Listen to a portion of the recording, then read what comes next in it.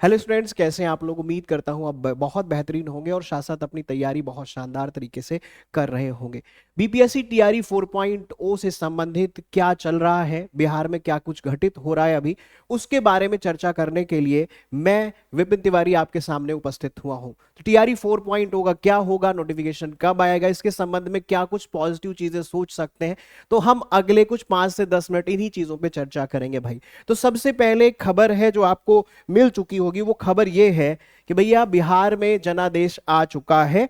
बीते कल, मतलब कल 14 तारीख थी और कल जो है रिजल्ट का दिन था और जनादेश आया है। जनादेश ये रहा जो आपको पता भी होगा कि जनादेश क्या रहा कि एनडीए को जो है प्रचंड बहुमत मिला है। मतलब कुल मिलाकर 202 सीटें जो है एनडीए को मिली है, जो कि बहुमत से बहुत अधिक है। अर्थात और महागठबंधन की जो स्थिति रही वो 35 सीटों तक ही सीमित हो गई। तो इसका जो रिजल्ट है वो यही है कि नीतीश कुमार जी 10वीं बार जो है बिहार के सीएम बनने की ओर है।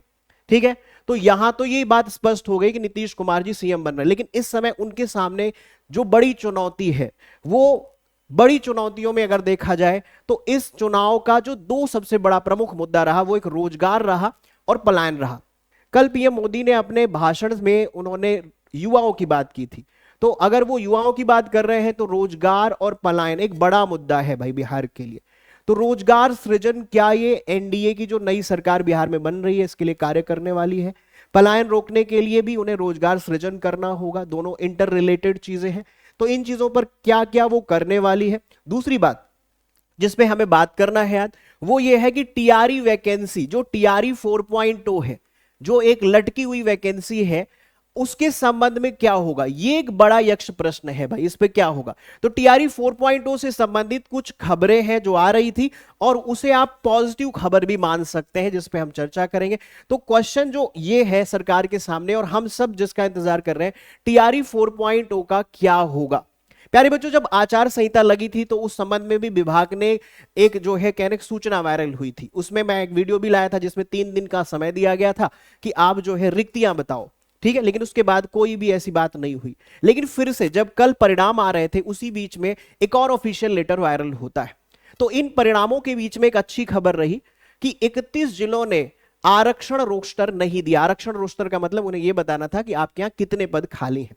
तो जिन 31 जिलों ने अभी तक आरक्षण रोस्टर रिक्तियों के संबंध में नहीं भेजे हैं, उन्हें विभाग ने 7 दिन का, याद रखेंगे पिछली बार 3 दिन का दिया था, लेकिन इस बार 7 दिन का समय दिया है विभाग ने और कहा है कि जो नए मानक हैं उन मानक के आधार पर कितनी रिक्तियां हैं आरक्षण रोस्टर भेजने की बात कही गई है। तो इसका मतलब यह है कि विभाग जो है अपना काम कर रहा है और टीआरई 4.0 संभावित है कि कुछ दिनों में स्थिति बहुत ज्यादा क्लियर हो जाए। ठीक है, तो हम क्या कर सकते हैं इस संबंध में। तो ऐसा लगता है अभी तो फिलहाल जो सरकार बनेगी, शपथ ग्रहण समारोह और उसके बाद बहुत सारी बातें, लेकिन जो एक तस्वीर सामने आ सकती है वो ये है कि नवंबर के लास्ट तक, ये मेरी अपनी संभावना है कि नवंबर के लास्ट तक ये स्थिति बहुत क्लियर हो जाएगी कि फॉर्म फिलअप कब से प्रारंभ होगा।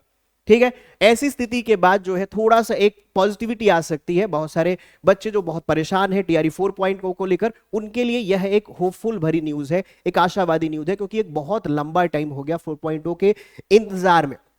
तो ऐसा उम्मीद करते हैं कि ऐसा नवंबर के लास्ट तक हो जाए और उसके बाद पेपर जो है अगले जो है दिसंबर जनवरी के आसपास तक देखा भी जा सकता है।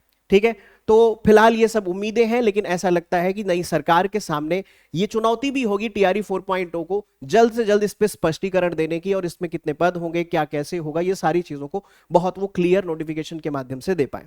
फिलहाल इसके संबंध में अगर कोई और जानकारी हमें मिलती है तो हम आपके सामने जरूर उपस्थित होंगे। और प्यारे बच्चों, आप लोगों से यही गुजारिश करना चाहूंगा कि अपनी पढ़ाई को ना छोड़ें, पढ़ाई को थोड़ा थोड़ा ही सही लेकिन अपनी प्रिपरेशन करते रहिएगा।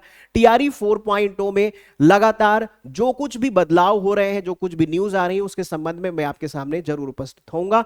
तो उम्मीद करता हूं ये खबर आपको थोड़ा सा एनर्जेटिक तो कर चुकी होगी। जरूर कमेंट बॉक्स में बताएं कि ये खबर सुनकर आपको कैसा लगा। 7 दिन का समय विभाग ने दिया है, तो देखते हैं क्या होता है अगले 7 दिन में, क्या कुछ बातें आती हैं और उसके बाद क्या सरकार द्वारा निर्णय लिए जाते हैं। फिलहाल अभी के लिए इतना ही, मिलते हैं अगले किसी और वीडियो में। जरूर बताएं आपको ये न्यूज कैसी लगी। बहुत बहुत धन्यवाद, थैंक यू वेरी मच।